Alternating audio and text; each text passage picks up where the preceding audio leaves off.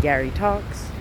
I had recorded a video earlier speaking a little bit about intergenerational trauma, and then it got cut off, and I was like, you know what, it's short, it's my first short video, so we just gonna post it. But I did want to expound a little bit on intergenerational trauma and how it shows up, and how it manifests. So an example, I would say, I struggle with rage, I would say. I have a pretty bad temper. When I'm angry, it's often... when I feel like I'm often tight or frustrated. That has been a thing. I was just an annoyed teenager, everything annoyed me. So I like that kind of energy. I feel like I've grappled with, low annoyance, being tight. When I'm mad, especially around disrespect, feeling disrespected, which for me is being lied to, being misled, feeling fooled.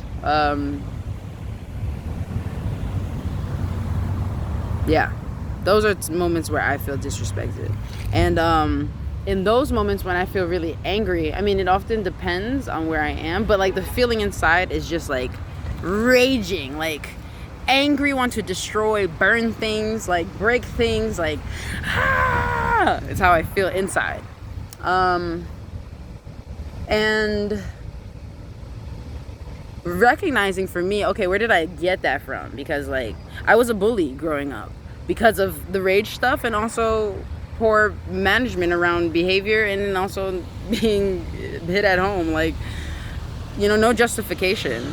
I entirely own that, and I often, the reason I feel like I'm interested in shadow work is better understanding what was happening in my life that I was hurting so many people. Because I think we often hear the adage, hurt people, but then we just be like, hurt people.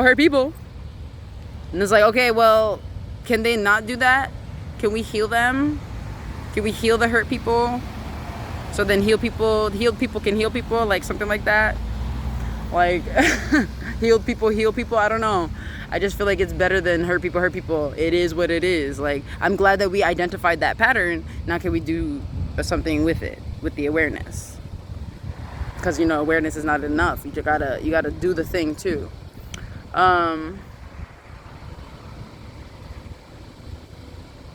Yeah, so in thinking about how I was a bully and unpacking that as I've been older and being okay, understanding that from what I understand about my time as a bully, I enjoyed getting pain from people. So there is definitely a sadistic streak that, I'm glad to understand the world of BDSM. I'm not in the world of BDSM, and I feel like it would really benefit me, because I think it's fair to say that it's not that I like to hurt people all the time, but there is a pleasure that I get in a situation now when it's consensual, where someone's and I'm ooh, and it feels very weird to have to say that, but that's how I feel. And I feel like I enjoy things like BDSM because I feel like it's a great container for people to explore these things and feel okay and deal with their trauma. Because if we're being honest, why do I like to feel pain or see pain or even be spanked, or enjoy vigorous sex or things that would be considered aggressive? Is because from what I understand for myself, I experienced a lot of violence when I was young. Not OD, oh my God, every moment, but I feel like I experienced things that were a lot for me at the time, for my body, for my heart rate, but also understanding and being clear, whoa, those times I felt really alive too. And I feel am I gonna be ashamed for the rest of my life that I enjoy being spanked, or when somebody spanks me, it makes me feel good? Because it's not that I'm going back to my trauma of oh my God, this reminds me of when my mom beat me. It's not. I just feel present because the sting got me present. Because the times that I felt most alive when my mom was beating me or other people were beating me is because I was present. You're whoa, you blocking, you're ah! It's scary at the time, but imagine being able to have that feeling and empower yourself with it. So that's just a sidebar about rage. But I kind of spoke on it. My mom has rage, right? And so and I'm looking at where she experienced her rage from. Her sister has rage, and her younger brother has rage. And by rage, I've seen my aunt pull a knife on my mom. I've seen them fight. I've heard them fight. I've seen my mom fight. Like, you know, I see the rage. And when my mom would beat me, it'd be like, whoa, this is like really intense right now. All I did was like that, you know, look and then be like, and then all of a sudden you down my throat beating me like, oh, crazy. And then also recognizing, where do they get that from? Their father. My grandpa beat them. My grandpa abused my family, my mom and her siblings, from what I understand, her and his wife, like really bad, really like real hardcore. And they all be talking about it, stories. So I'm like, okay, so this is like confirmed accounts. Like, wow, this person was going through a thing. And from what I understand about my grandpa's trauma or his life, when he was younger, his mother died while he was young. And his father was, I want to say, he was not there. He was an alcoholic, I think. He was not very dependable as a caretaker. And so he had to step up as the oldest, you know? So understanding that, and then and also understanding in my work, because I'm like, okay, I didn't experience a lot of violence. Why did I get that? I remember for me, as the firstborn grandchild and like niece, nephew, I don't know what you call non-binary people in that situation, like the child of a aunt's sibling, whatever, you know what I'm saying? I was put, a lot of responsibility was put on me. And to the point where my family, I feel like they wouldn't admit to this now, because they were like, we don't want you to discipline them. They'd always be like, nah, we don't want you to discipline, you getting crazy, like, but you're responsible for everything that happens, and if anything happens, I'm beating you. So I'm not gonna beat them to get them in line, when that's all that you have been showing me to get me in line, you know? So I say all of that. This was a very messy, and if you followed it, thank you. I was speaking on intergenerational trauma, so coming from my grandpa, that rage, and I don't know what his family, I knew that he grew up at the end of Japanese occupation, you know? So just a lot of things going on in that man's life, and then having a family, 4 kids and a wife, never having dealt with that, I'm sure. And then he was like a farmer. My grandma was a banker, or is a banker, you know, was a banker. They're still alive, but also this was back in the day, you know.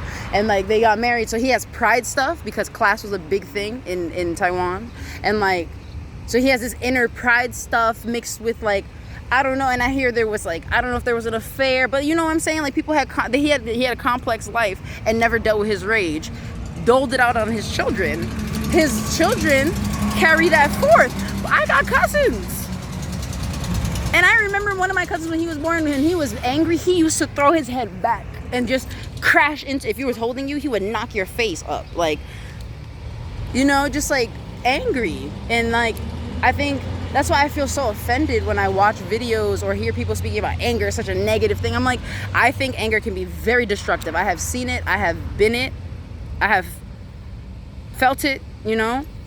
And also anger, it really tells you when your boundaries are being pushed, when they're being broken. And it's so important to learn how to communicate that and to be okay with that too. Like, I feel angry right now. I feel like destroying things. I'm not going to, but maybe let's find an outlet, right? Punch the dirt, right? And I feel like there's so much like, you can't be punching things, punching walls and breaking property. Like, okay, then don't break property. Punch the dirt. Punch a pillow, scream in a pillow. If you can scream outside, like, and it's not very disruptive, I mean, I guess scream. I don't know about that one, because I don't know if you'll trigger other people if you're screaming. And also, like, sometimes you just gotta yell. So, yeah. Just a word on my experience with intergenerational trauma,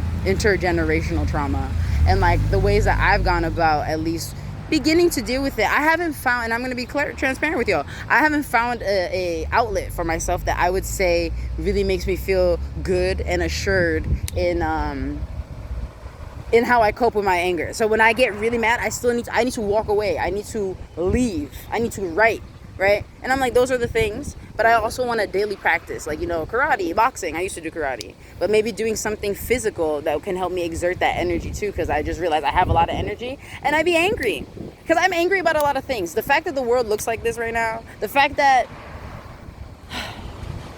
I can't get into that. This video is already long, but like, I feel like I carry a lot of anger, or I have carried a lot of anger that in the past has been so detrimental. And for me now is like, wow, I'm clear on what is anger and what is passion. I'm clear on what is anger and what is frustration. I'm clear on like rage when I'm just feeling blindly like and then also when I know what crossed the line that triggered me, and now I'm here, I'm rising there, and I'm going there, and that's when I can walk away and stuff, you know. Not to say I don't slip up and shout and, you know, bang things around. Not as much. And also, you know, forgiving myself in that moment, knowing that the work that I'm doing is important. This is very significant. Nobody else that I know of in my family is actively being like, oh, what did I do in the past that really hurt people? Let me actually sit with that. Wow, I did that. Like, I have all the reasons and I did that. Wow. Grateful that I'm here now. Wow, I can go back to talk to myself then. If I feel like I need to reach out to somebody, that's a whole nother video too, reaching out to people that you've hurt. Mixed bag. So don't just, I don't know, I'm not gonna tell you what to do with that. For me, just like sitting and like reaching out necessarily, not even if it's not necessarily to people directly, energetically, writing a letter, you know, not sending it. All those things are so important. I think right now too, energy is high. You can feel it everywhere. So just a word, wanted to share. Enjoy the day.